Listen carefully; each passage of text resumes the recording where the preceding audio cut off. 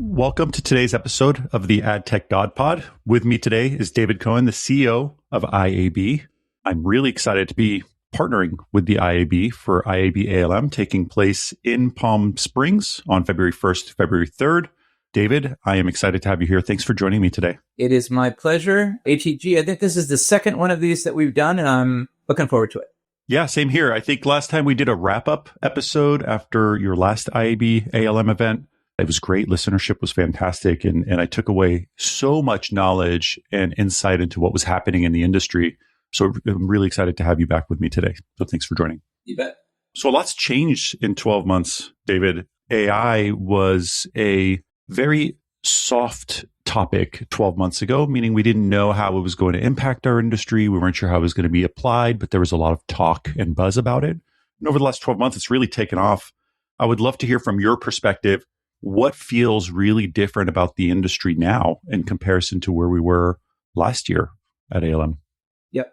So I think going to ALM last year, we were all still very engaged and involved in the death of the cookie. Cookie deprecation was still a very, very hot topic. Privacy Sandbox was in development, and we and obviously IAB Tech Lab were providing lots of inputs into kind of the solution that is being offered up. What does the industry need? What are we hearing?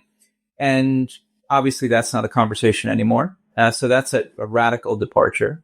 I think that you're right. AI has gone, from a dead start 3 years ago, let's say, to basically taking over every conversation that we have. So from kind of promise to practice, I think we have lots of good use cases in a variety of parts of the industry that are, just giving us a glimpse of what AI is going to do for us. I still think that we're scratching the surface on AI. I think there's so much more for us to do, but at least we have some now good kind of like, oh yes, that's awesome. Oh, we want to do that a little different. I think the whole kind of creativity area is one that I've been personally really excited to see a lot of embracing of the use of AI. I think, hyper-personalization at scale is something that we've talked about for eons and not really delivered on as an industry. So I'm excited to see that move forward. I think as folks move into ALM this year, we have more choice, more options, more automation, and probably a less well-defined signal. So data and identity, I think, is still an area for us to work on. Yeah, I mean, taking it back to the AI piece. Yeah, I felt last year there was a huge focus around generative AI and what AI meant in that aspect in terms of the creative. But the creative 12 months ago doesn't even compare to what's being created today in the market. The advancements we've seen in 12 months has been incredible. But now we're hearing about operational efficiencies. We're hearing about creative. We're hearing about utilization for data and what that means for creating and customizing segments on a fly, how that decisioning is done and improving the way we target our advertisers or our consumers in the market. It's quite incredible. Do you think that there's any aspect of AI in the market as it applies to data that's hot for you, something that you feel is like really interesting that's happening? So, I mean, if you look at the overall kind of marketing equation, from insights to measurement and optimization, insights generation assisted by AI has really gone to town. I mean, I think that there's lots of folks who are using kind of automated systems to do a lot of kind of the data collection, the information gathering that we were doing kind of manually for a long time. So that's particularly exciting. I think that some of the things that we try to bring back down to basics, not to be a wet blanket, is kind of if you don't have a stable and solid data foundation, it's really hard to build a lot of these systems on top of it. And we still have folks that have dirty data, for lack of a better term, not structured in the way that it needs to be structured. So I'm not sure if there's anything that has blown me away in that regard, but that is an absolute need of the industry. What worries you the most? AI has impacted companies both positively and negatively, but what worries you the most in regards to how AI is being adopted in advertising overall? Is there anything that you feel is not a positive? Well, there's obviously a couple of things. I mean, we have a very substantial publisher community at IAB. IAB for the first 15 or 16 years of its existence was publisher only. And I think publishers have been on both sides of that equation. Opportunities certainly, but challenge for sure. Some of the basic mechanics of how we built the commercial internet over the past 3 decades have been called into question. Search, drive to web, monetize, optimize yield, all that stuff is kind of falling apart right before our eyes. So that's challenging. I think that we also have this land grab, gold rush phenomenon that is happening before we have real good industry alignment on what are we trying to solve. So I've had at CES, I moderated a few panels and we dove into that. And I will tell you that there is not really clear, specificity around what are we trying to solve with kind of our agentic solutions. I think the general gist of efficiency and workflow management, I think that's obvious, but double click on that a little bit. And what does that look like? And I think that that's a little unclear. So the land grab, gold rush, I've been in this business for a long time, probably unlike anything I can remember seeing in the recent past. So that concerns me. I think it's fair to say that code moves faster than standards, and we need lots and lots of good tests and experiments to figure out what exactly works, doesn't work, and how do we kind of align on standards. So that's another thing that worries me. The rush to judgment, the rush to skip over some of the hard work concerns me. David, you touch up on a lot there. The standardization is so important, and there are still solutions in market and issues in market that need to be addressed before we jump and leap into other agentic solutions and frameworks. There's still a lot of work to do around measurement. There's still a lot of work to do around frequency. There's still a lot of work to do in terms of improving consumer behavior and viewing habits. And yet we're jumping immediately into the whole next new shiny object. And I love the fact that the IAB Tech Lab just launched their own standard for agentic. Yeah. I think the market needed it. And I think there's no better group than to do that at the IAB Tech Lab. So I'm glad that there is an initiative there. The market needs that. The industry needs that. Appreciate that. Thank you. When you take a look and you have great relationships and you have publishers, advertisers, agencies, brands, they come to you as the IAB and they have conversations with you. What have you heard from them is the biggest challenge? We know publishers are the change in consumer behavior, going to LLMs instead of search. But what are you hearing from agencies and brands today? Well, it's an interesting one because, when AI becomes the interface for discovery and the interface for commerce, there's lots of folks that have challenges around that. So if you're a brand and you have a brand website, if you're an auto manufacturer, or if you're in the kind of travel industry or financial services industry, you have very similar challenges to as if you were a publisher, because you are a publisher. So I think understanding what happens in those AI systems for discoverability, for kind of like all the things that we have kind of grown up with in the industry, I think that's a real challenge. That's number one. Number two, I would say we hear all the time that the market is moving faster than the infrastructure. And that infrastructure, I mean, we have publisher systems, brands, and marketers who are built on kind of legacy systems that are, hard to rebuild and update. And so we're moving at lightning speed, but we still have some of the kind of fundamentals that are stuck in the past. So I think those are the two that come immediately to mind. And then obviously the monetization challenge around publishers is one that I mentioned before. When you talk to brands in particular, what kind of feedback are you getting from them in terms of what's hot to them? Like, what are they really excited about going into 2026? Where should they be focusing and where should they be, quite frankly, ignoring? Yep. So we have an Outlook survey study that's coming out in, I think, about a week's time.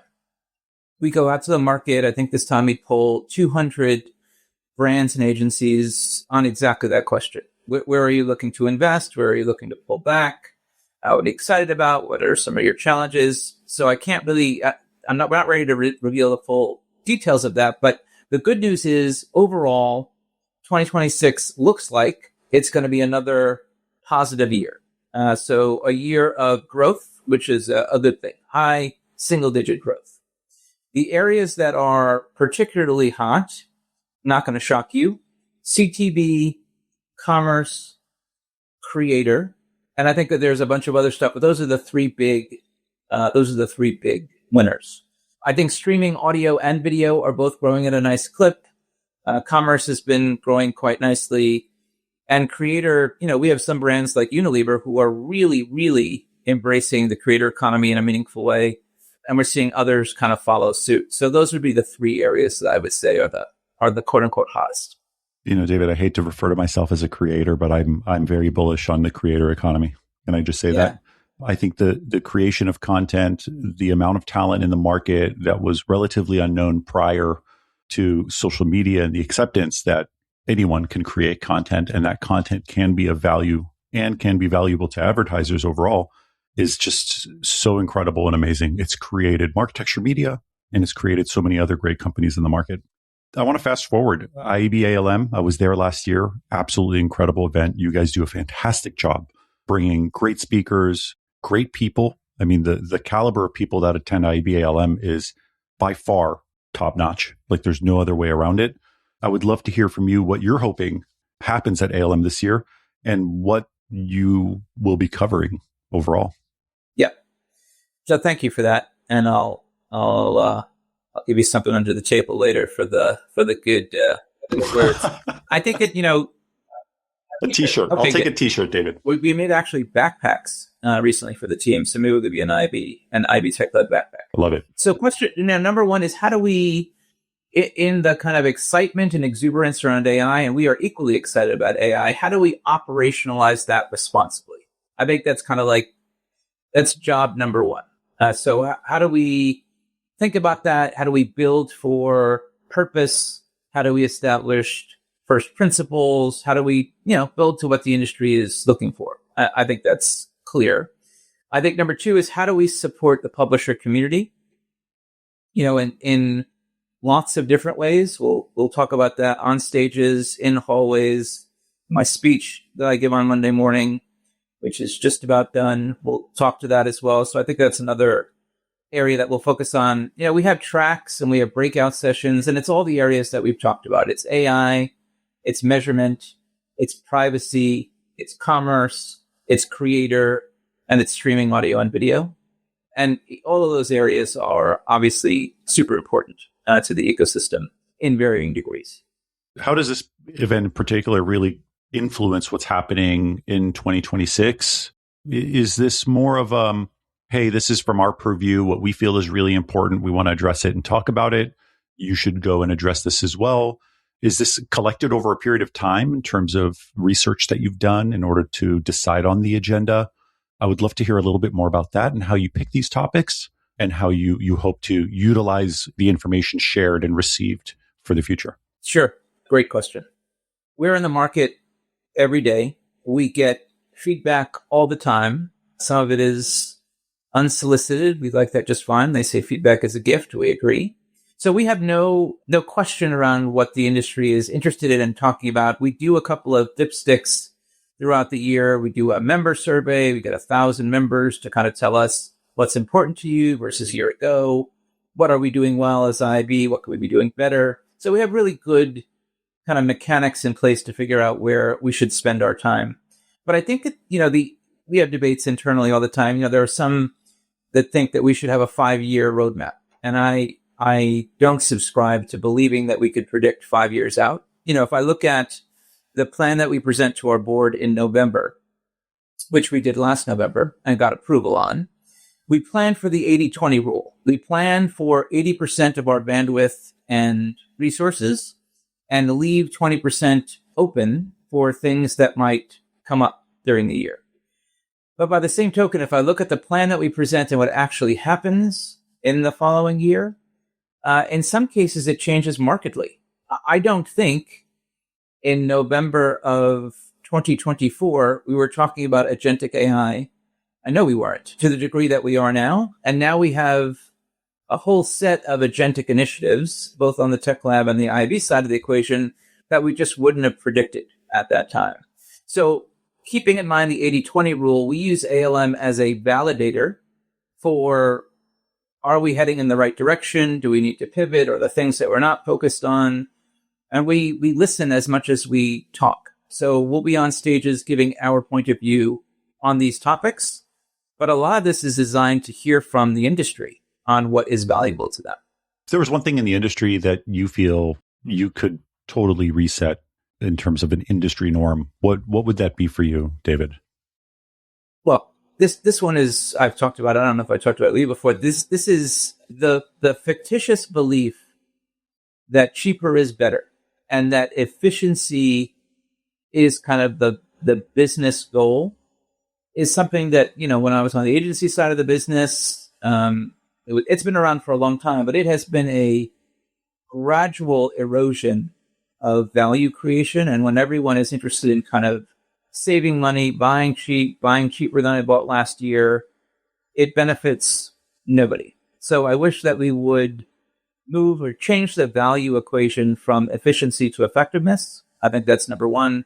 And then number two, which is a little bit embarrassing to say, I still see clicks and click-through rates and that as a measure of success for kind of marketers. And there have been tons of studies that have shown that there is absolutely no correlation between click-through rate and clicks and actual business outcomes. So that would be my number two, a fast follow to the fictitious belief that cheaper is better. So here's one thing that I think has been really interesting looking into IAB ALM. The absolute caliber of speakers that you have. I'm going to read some off to you because I'm sure you're aware of this, but even just looking at it prior to this call. Number one, you have Kevin Bacon, which I'm a fan of. I think it'll be cool. Definitely going to try to get a selfie with him, assuming I'm attending. You got people from Outfront, Ali, Sheen, Cole McVoy, Snowflake, Chief, Index, Spark. Like the lineup you have is absolutely incredible. How do you decide on who speaks and who speaks about what? It just seems like between covering CTV and commerce and creator measurement, how do you decide to bring these speakers to come speak at your event? And what makes them so interesting to the people that are attending? Yep. Well, you're in the events business too, so I can ask you the same question. But we spend probably about 6 months on programming ALM. And the main stage of ALM, not to compare with other events, we really view that largely as sacrosanct. You can't pay your way onto the main stage at ALM. And there's a couple of exceptions to that because, at the end of the day, there is a commercial component to events, the business of events, which we need to be mindful of. So we have absolute liberty to put the people that we think are the best representatives of whatever that topic is. And it's not about a pay-to-play kind of scenario. On some of our tracks, obviously we have sponsors and we include sponsors, but our barometer for whether we choose sponsors or don't choose sponsors is, do they naturally make sense? Are they industry leaders in whatever that topic area is? Because you don't want someone to be sitting in that kind of room thinking, scratching their head, well, this is not relevant to me. This makes no sense. Why do we choose them? So it has to be obvious. You rattled off a couple of companies. These are industry leading companies with industry leaders who no one will bat an eyelash, will believe that they're kind of the creme de la creme of the industry. And we have internal battles back and forth. I will tell you, it doesn't always go as planned. There's last minute changes. Trying to program some things which we think are relatively easy are never easy. So it's a give and take, but we have a team, events team, and a programming team that's second to none. And I feel really, I looked at that list too, and obviously I'm jaded and perhaps not as objective, but when you look at the totality of those speakers on any year, last year, this year, it's pretty impressive. And I am very, very proud of that. It is impressive.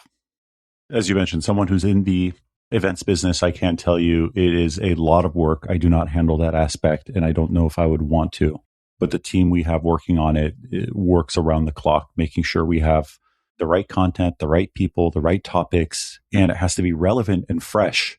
And that combination is just such a skill. And truly, the team is just incredible to be able to do it. So last time we spoke, you said you were moving out of Palm Springs and you're moving to Texas. Is that still part of the plan next year? Yeah. So we are still planning that. San Antonio will be 2027, 2028. We're excited about that. It's not a typical stop on the conference train. So we think that will be a nice change of pace for some conference goers. I would not be doing a service to my organization if I didn't mention one thing that we're doing at ALM this year, which is we're celebrating our 30th anniversary. And IAB was founded in 1996, and we have a bunch of programming that's going to support that. I think at the end of Sunday, we're going to have 12 past chairs of IAB join us on stage to talk about kind of like from the foundation, what were some of the challenges, trials, and tribulations to kind of the future. So I'm super excited about that. I think that's super awesome.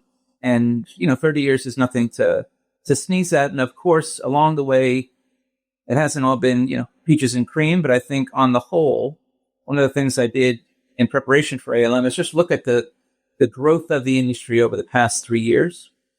And there were only 4 years in those 30 that we did not experience double-digit growth as an industry. 3 were negative, and you can imagine it was 2001, 2002, 2009. And 1 year was single-digit growth, which was 2023. But other than that, every year has been double-digit growth. And I think there are many industries that would look at that and say, wow, that's pretty amazing. So we've got lots to be thankful for. I agree. I think the optimism and the positive growth of the advertising industry overall has been really incredible. I think that's why I, in particular, really focus on the positive. I think every industry you work in is pretty negative, but this industry is growing fast. Compared to any other industry, we are definitely sitting in that top 10, 15% of industries that are growing and at this pace.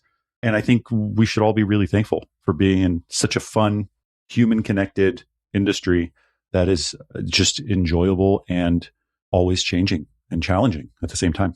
Totally agree. One of the things, not to give away my speech, about 30 minutes of oration that I'm planning for, but one of the things that I talk about is I think our job, certainly at IAB and personally, is to leave the industry better than we found it. That's one of the reasons why I took this job, and I remind myself of that often.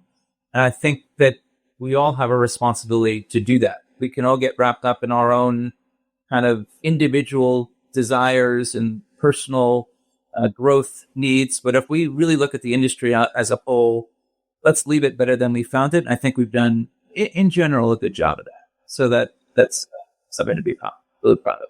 David, thank you so much for being here. And we are beyond excited to be media partners with you. We are looking forward to meeting with you at the event. And good luck. I'm sure you will do a fantastic job. So thank you for having us. Thank you very much.